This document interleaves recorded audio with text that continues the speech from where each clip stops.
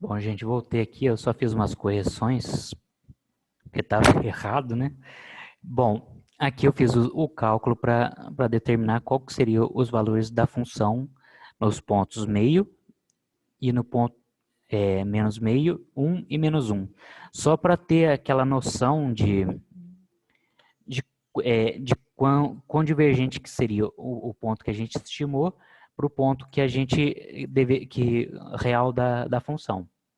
No ponto meio e menos meio também, será respectivamente 0,4 e menos 0,4. E no ponto 1, então, seria meio e menos meio. Aqui dá 0,4 e aqui meio. Aqui menos 0,4 e aqui meio. Bom, agora comentar um pouquinho sobre o método de Euler. Não sei se ficou bem claro assim, mas ele tem aqueles problemas que ele não faz uma estimativa muito boa dos valores. Mas tem outros métodos que tentam suprir esse problema. Por exemplo, tem o método de Roy, eu até convido vocês a assistir esse vídeo do canal Toda Matemática, que tem 3 vídeos explicando o método de Euler, propriamente dito, que eu acho que convém vocês assistirem, o método de Roy e o método Runge-Kutta. Bom, o método de Roy, ele tenta suprir aquele problema do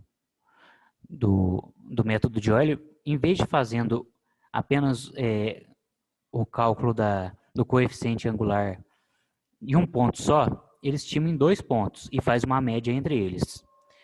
Seria esses 2 pontos aqui.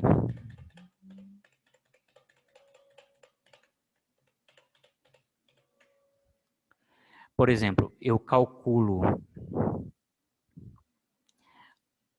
essa derivada e nesse ponto aqui, só um instantinho, por exemplo, em 0,5, passo 0,5, eu estimo essa derivada e eu pego essa derivada também aqui no ponto 0,5, que eu vou fazer em outra cor aqui.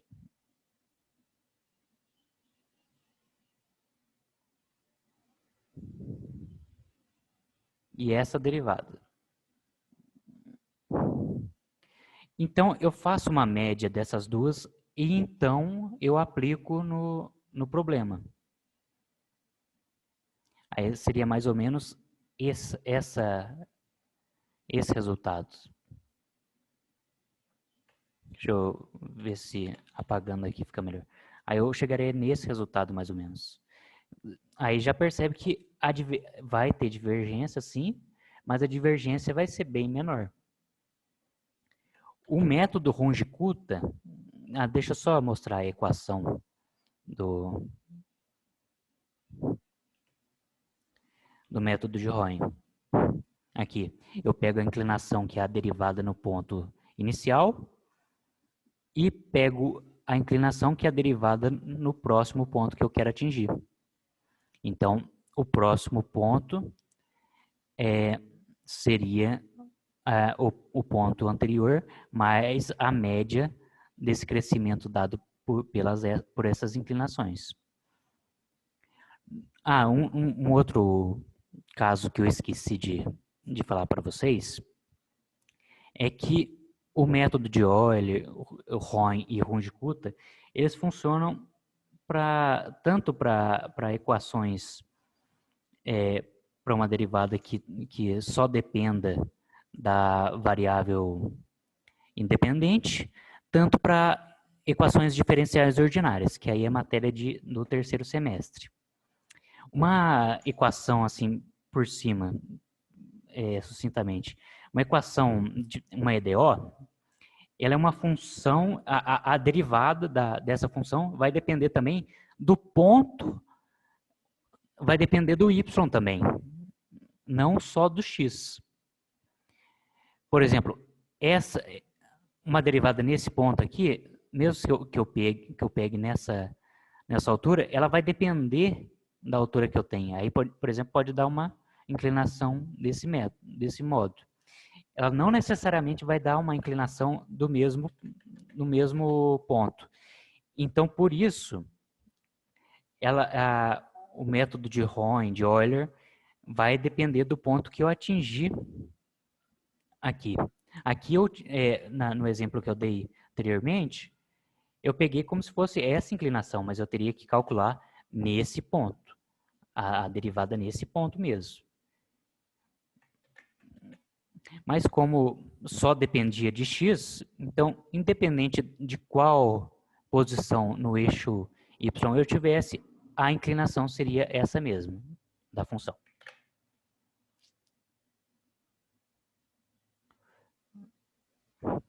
Bom, o método de Euler é dado por essa equação, já o método Runge-Kutta é dado por essa equação maior aqui.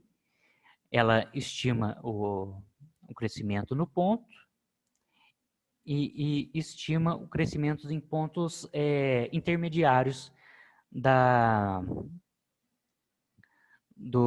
taxa do passo H. Isso aqui eu chamo de passo, a variação ΔX.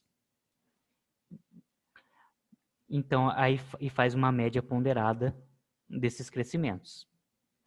Seria a mesma coisa, por exemplo, eu pego uma taxa de crescimento aqui, eu pego uma taxa de crescimento aqui, mais ou menos. Desculpa que isso deu um probleminha aqui. Pego essa taxa de crescimento, pego essa taxa de crescimento, pego essa taxa de crescimento e pego essa taxa de crescimento, por exemplo. Aí eu faço uma média ponderada dessas taxas de crescimento e estimo uma taxa de crescimento assim. Então vai dar um valor muito mais próximo do valor que deveria chegar. A gente consegue estimar bem melhor.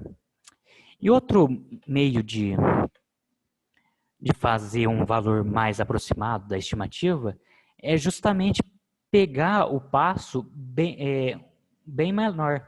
Em vez de eu pegar um valor meio aqui, eu poderia pegar um 0,2.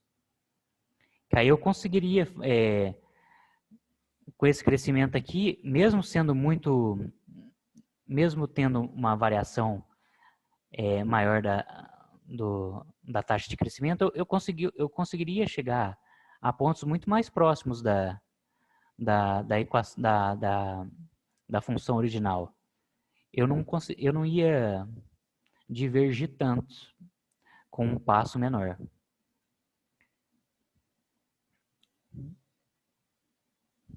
Aí eu poderia estimar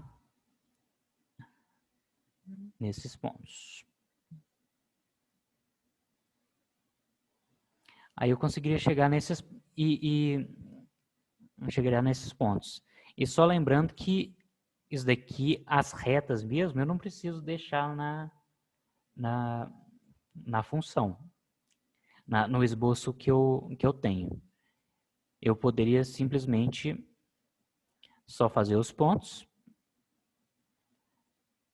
que eu encontrei, apagar as retas, que eu não ia precisar esboçar o gráfico aqui, esboçar esse comportamento gráfico. E, por exemplo, o problema do ponto crítico, que tinha no método de Euler, no método de Roy e no método de Runge-Kutta eu já não tenho esse problema, porque mesmo que eu tenha a derivada igual a zero nesse ponto, eu também vou estimar a derivada nesse ponto aqui e fazer uma média. Então, eu já consigo fazer um decrescimento aqui e eu já consigo perceber que aqui já é um ponto crítico. Bom, eu sei que foi um pouquinho confuso, porque eu não estou muito acostumado com dar esse tipo de de palestra, assim, eu gosto mais de escrever e deixar tudo escrito, como vocês já podem ter percebido, que eu não me embanando tanto, né? Mas eu espero que tenha ficado claro para vocês, mais ou menos, o método, o modo como essa questão deveria ter sido respondida. Bom, obrigado a todos, até mais.